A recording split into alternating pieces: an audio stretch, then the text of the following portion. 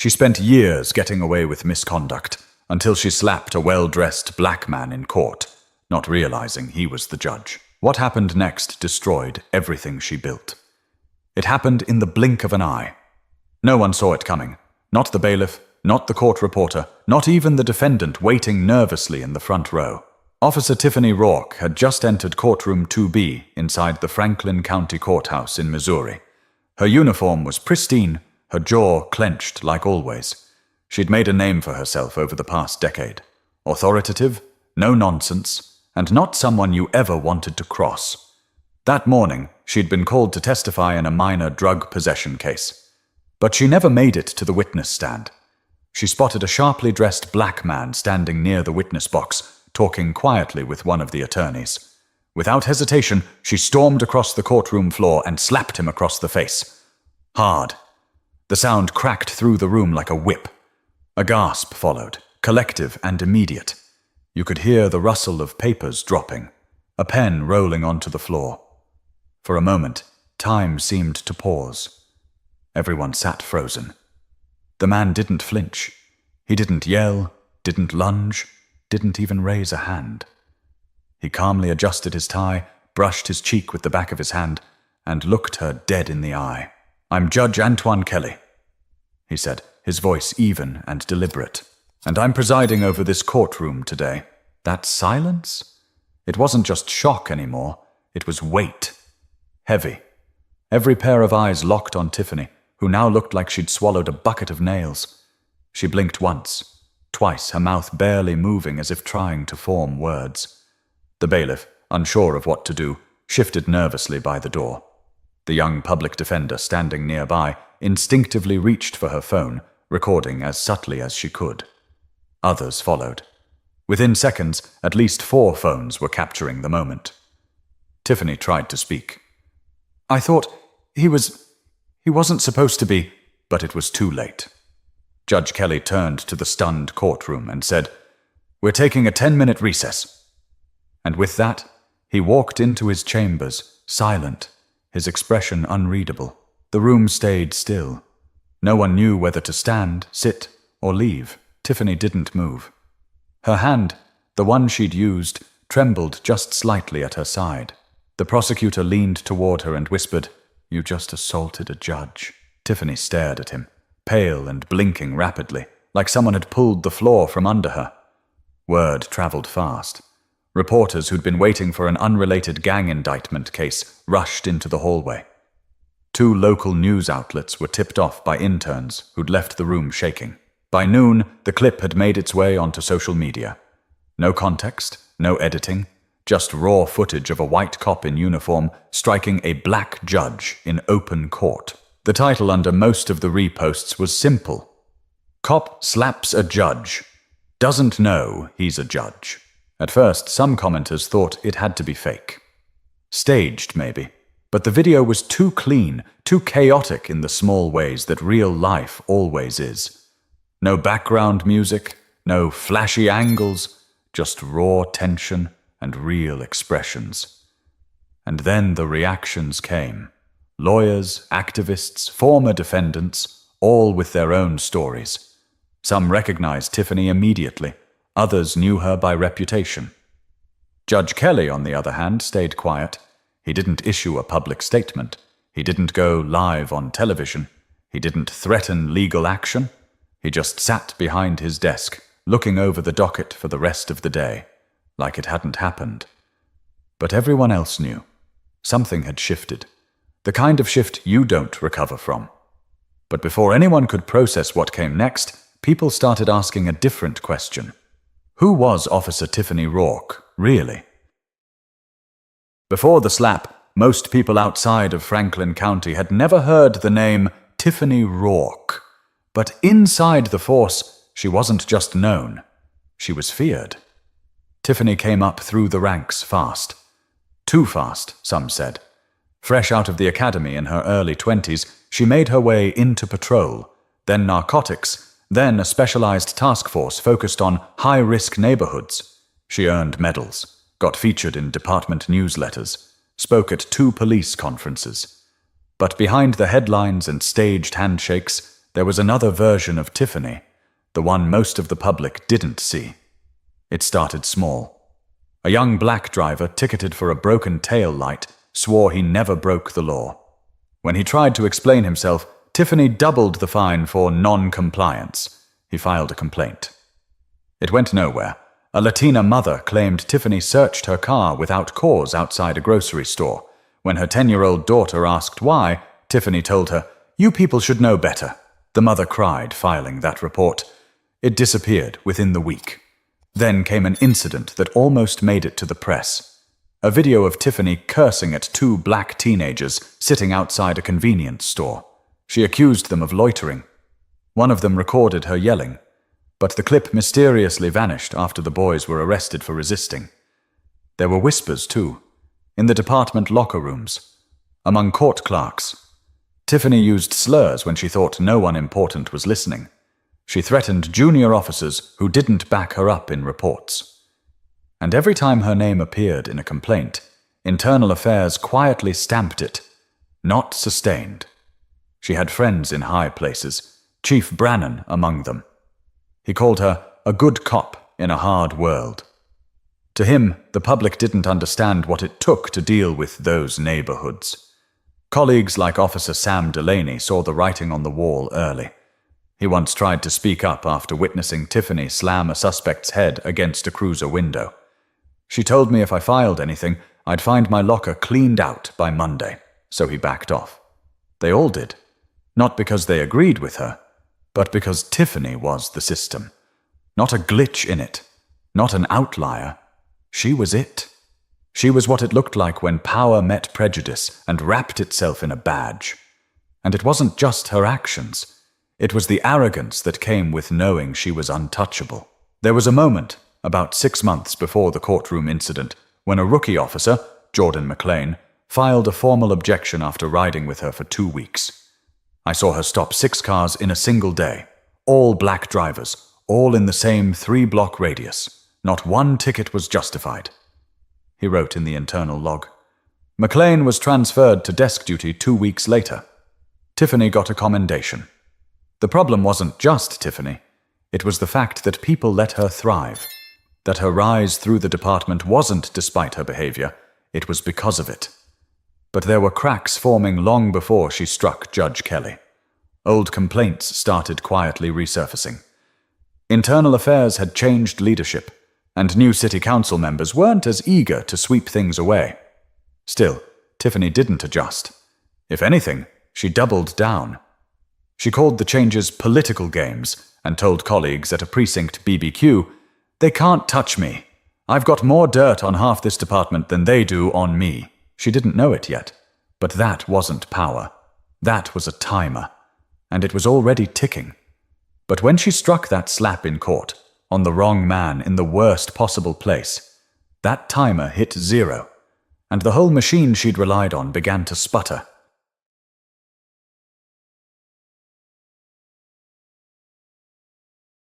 When Judge Antoine Kelly stepped back into his chambers, he didn't slam the door. He didn't throw anything. He didn't yell. He simply sat down. He took a breath, leaned forward, and reached for the stack of case files on his desk like it was just another Tuesday. But it wasn't. Not for the dozens of people in that courtroom, not for the attorneys who'd seen their share of tension, but never a uniformed officer slapping a sitting judge. And certainly not for the man himself. Kelly had been on the bench for 12 years, most of them in Franklin County. He wasn't flashy, didn't chase headlines, wore plain ties, kept photos of his wife and 3 sons on his bookshelf, alongside a miniature gavel his youngest made in woodshop. But those who knew him understood one thing. His quiet presence carried weight. He'd grown up in St. Peters, Missouri, first in his family to go to college, then law school. He worked public defense for 7 years before switching sides. He'd seen every kind of case. The petty, the tragic, the senseless. He treated them all with the same steady focus. What happened in that courtroom? That slap? It wasn't new to him. Disrespect had followed him most of his career. But this wasn't a dirty look or a dismissive tone. This was physical, public, undeniable. Yet he hadn't raised his voice. He hadn't thrown titles around. Because Kelly didn't believe in spectacle. He believed in consequences. In the hallway, his clerk, Monique Barnes, stood frozen, still holding the folder she'd meant to deliver before the incident. She stepped into his office hesitantly. "You okay?" she asked. He looked up, calm. "I'm fine." "Sit down." She sat, her eyes scanning his face for any sign of anger. "I don't know what she thought she was doing," Monique said. "We can file something. Press charges. The footage is everywhere already." He nodded. "We could. But I want to see how they handle it." She tilted her head. "You mean the department?" "The whole system," he said, folding his hands. "Let's see if it's still allergic to accountability." Monique blinked. She knew his style. That meant he wasn't going to push. He was going to wait and let them show their hand. By lunchtime, Judge Kelly's name was trending. People recognized him from a graduation speech he gave at a local high school 2 years prior. Clips resurfaced. Quotes were posted. "The law isn't a weapon. It's a tool. And it belongs to everyone, not just the loudest voices." But he didn't tweet. Didn't give a statement.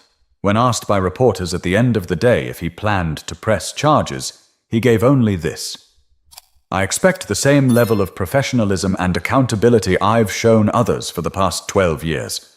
I trust the system to handle this properly." It was a challenge, masked as calm, and people picked up on it. Meanwhile, inside the department, things were already getting uncomfortable. The chief's assistant had left 3 messages on Tiffany's voicemail. Legal counsel for the county sent a quiet inquiry to HR, and at least 2 junior officers had called in sick, not wanting to be pulled into the storm brewing. Still, Kelly didn't push, because he didn't have to. The footage spoke louder than anything he could say. At home that night, his wife, Nadine, sat beside him on the couch, holding his hand. "You should have let them escort her out in cuffs," she said quietly. "I wanted to," he admitted. "But you didn't, because it wouldn't fix anything," she sighed. "You think this time will be different?" He looked down at their interlocked fingers. "I think this time she picked the wrong man in the wrong place at the exact right moment." But if Tiffany thought silence meant surrender, she was about to learn just how loud dignity could become when the country was finally watching.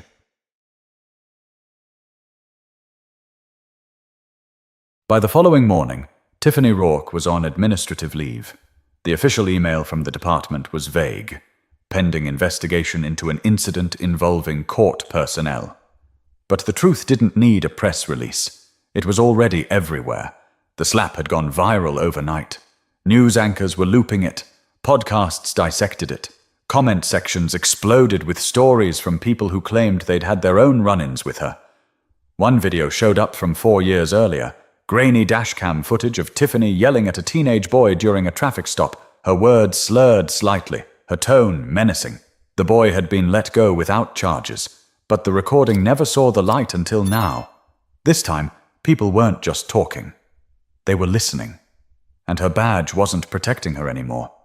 Inside the department, it was chaos. Officers were whispering in hallways. Her closest allies, the same ones who used to joke with her at Friday briefings, suddenly had other things to do when she walked by. A memo from Internal Affairs circulated, requesting interviews with anyone who had worked directly under or alongside Officer Rourke. Over a dozen officers responded within 24 hours. Not all gave their names. One of them, Detective Naomi Brennan, had waited nearly 6 years to say what she knew. "She threatened me in the locker room once," Naomi told the investigators. "Said if I ever questioned her reports again, I'd find myself reassigned to the county jail rotation."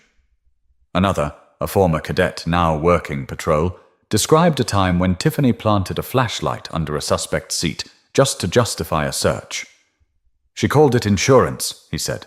"Said no one would ever check her footage." The floodgates were open now. It was no longer just about the slap. That was the spark. What followed was years of smoke finally catching flame. Internal Affairs began pulling her old reports, comparing them. Patterns emerged: disproportionate stops, vague justifications, repeat complainants. Meanwhile, Tiffany tried to control the narrative. She reached out to a local conservative talk show host, gave a shaky phone interview, claiming the judge had looked threatening and made a sudden move. It didn't land. Even her usual defenders paused. You could almost hear the PR walls cracking when the host cut the segment short, saying, "We'll wait for more facts before jumping to conclusions." Then came the email from her union lawyer. "Due to a conflict of interest, I can no longer represent you in this matter." Translation: "You're radioactive." Her inbox overflowed. Reporters called. Friends stopped answering. Even her daughter, 19-year-old Avery, a college freshman, left a single-line text. "Why would you do that, Mom?" Tiffany sat in her kitchen, the once proud medals from her service displayed above the fridge. They looked different now, heavier, like they didn't belong to her anymore. She still believed she hadn't done anything wrong. Not really. "He looked like a perp," she muttered, alone at her kitchen table.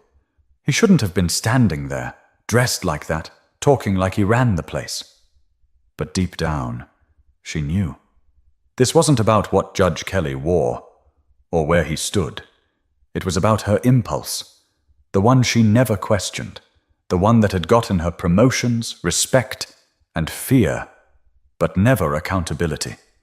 And now that impulse had turned into a wrecking ball. 2 days after the incident, the Franklin County Police Department held a press conference.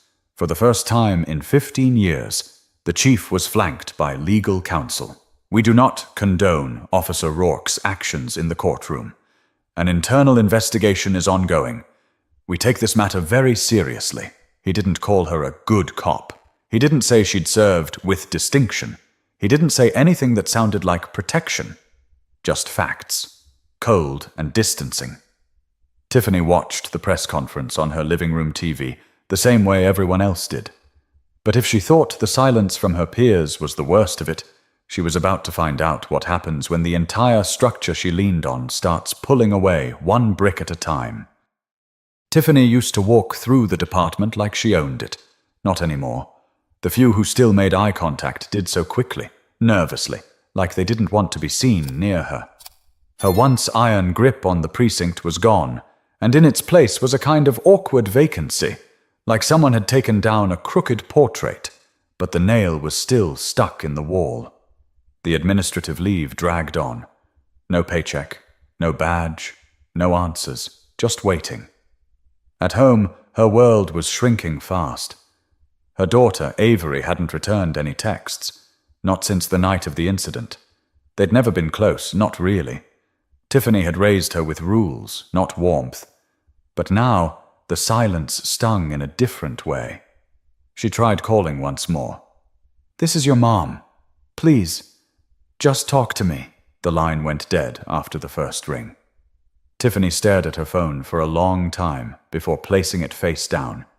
She'd spent so long thinking she was the one in control, that people's fear meant respect, that those internal complaints were just noise from people who didn't understand the job.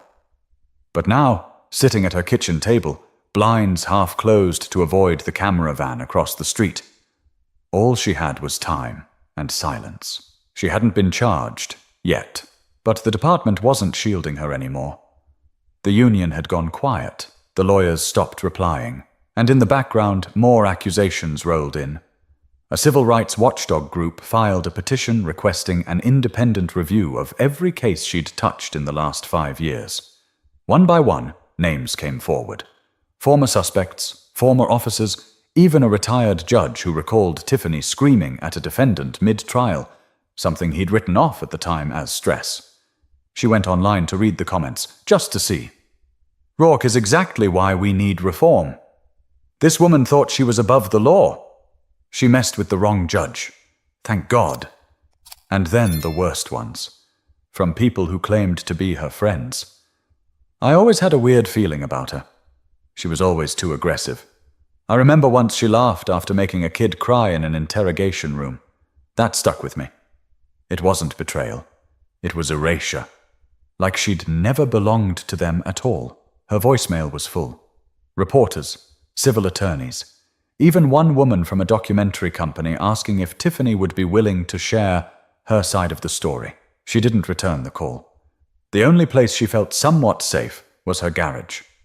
Sitting in the car, engine off, doors locked.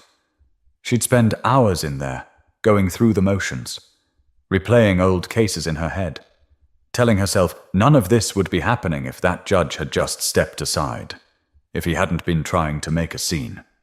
But no matter how many ways she twisted it, she couldn't change what happened. She slapped a man in open court, a man who wasn't a threat, who wasn't a suspect, who was a sitting judge, and the whole country saw it. One afternoon, her neighbor, Mrs. Beasley, who used to wave at her during morning jogs, walked past with her dog and didn't even glance in Tiffany's direction. That tiny moment hit harder than she expected. The quiet erasure, the polite rejection. It felt worse than the headlines, because headlines fade. But being left behind? That lingers. Later that night, Tiffany scrolled through an old precinct photo on her phone, a group of them standing in front of the department sign. She zoomed in on herself, sunglasses, smirking, hand on her hip. She'd thought she looked powerful then. Now all she saw was arrogance. But just when she thought her fall had reached the bottom, a letter arrived, summoning her to a public hearing that would bring everything into the open and force her to face the one man who never raised his voice but had already dismantled her legacy. The public hearing was scheduled for a Thursday morning at 9:30 a.m. inside the Franklin County Municipal Assembly Hall. The location alone was enough to signal this wasn't going to be a quiet, behind-the-doors review. This was going to be seen. By the time Tiffany arrived, wearing a plain black suit, no badge, no weapon, the room was already 3/4 full.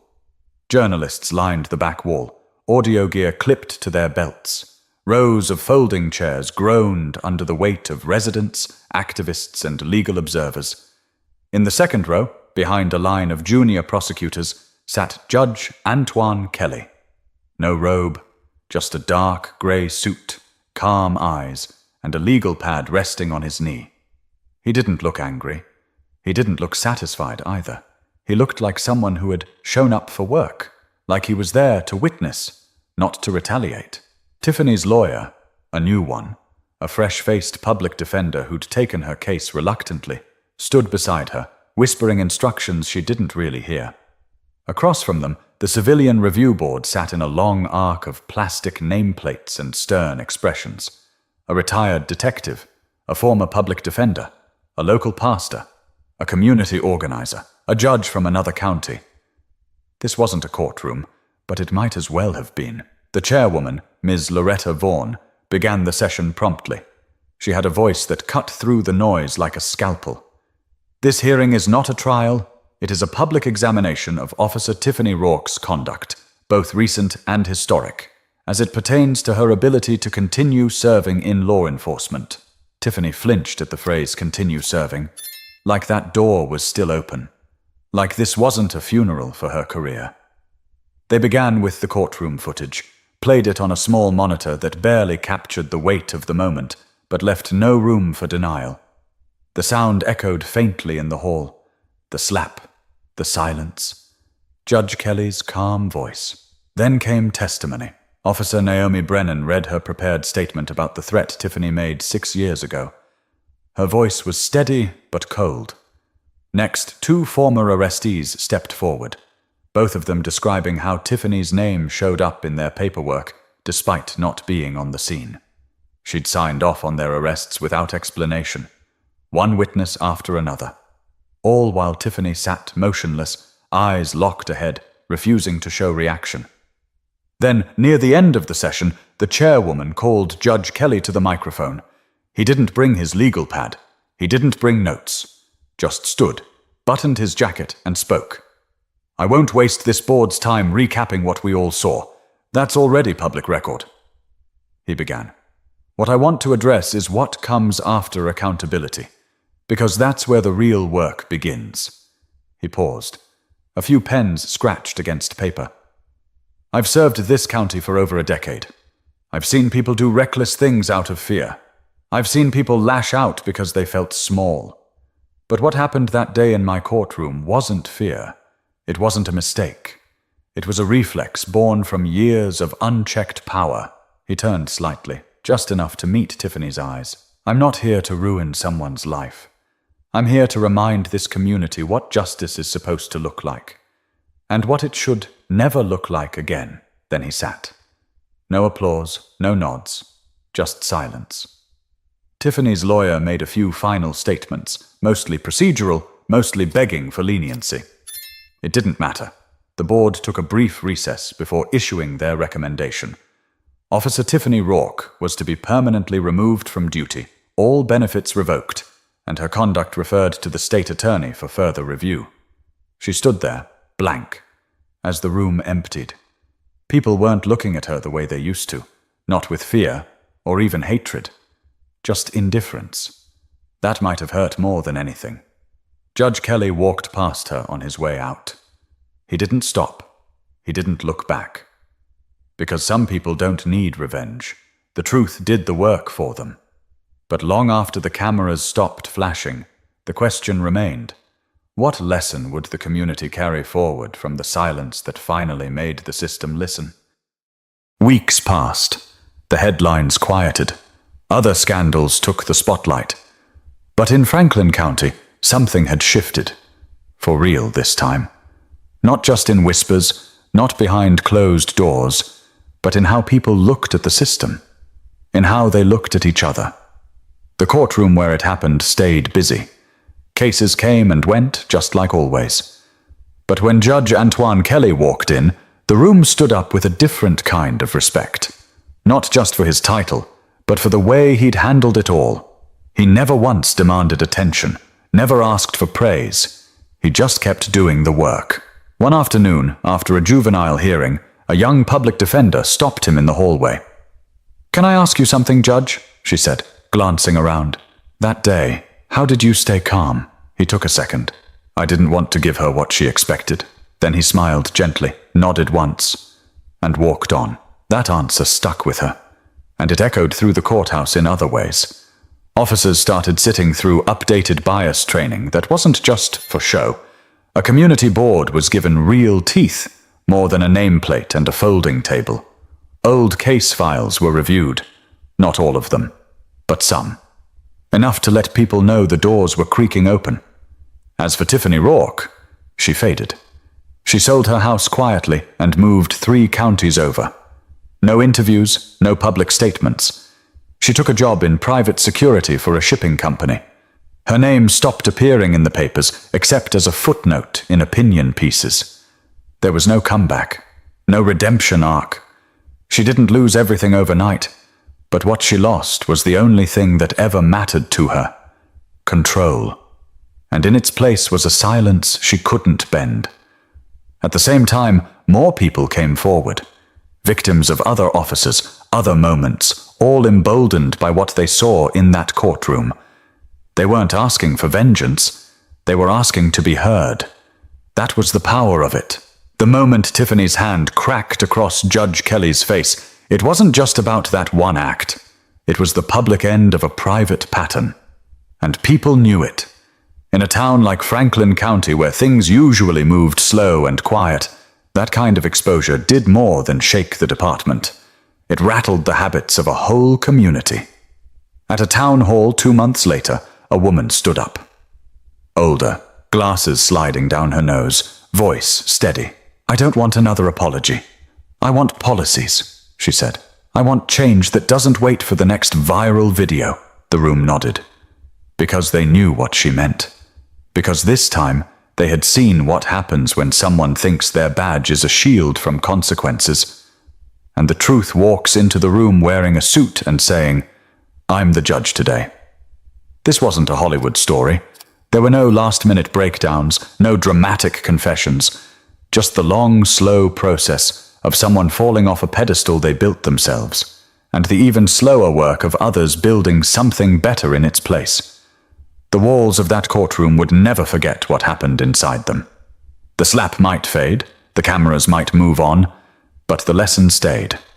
Power unchecked becomes poison. Silence can be louder than shouting, and real justice doesn't need to raise its voice to be heard. So, what do we take from all this? Maybe it's that character always shows itself. When you think no one's watching, when you feel untouchable, or when the mask slips in a moment you can't take back. Tiffany built an empire on fear. Judge Kelly built his presence on restraint. Only one of them still has a seat in the room. And in the end, that's what justice looks like. If this story made you think, made you feel, or just made you pause, subscribe to the channel. We tell the stories that others are too afraid to touch, with truth at the center.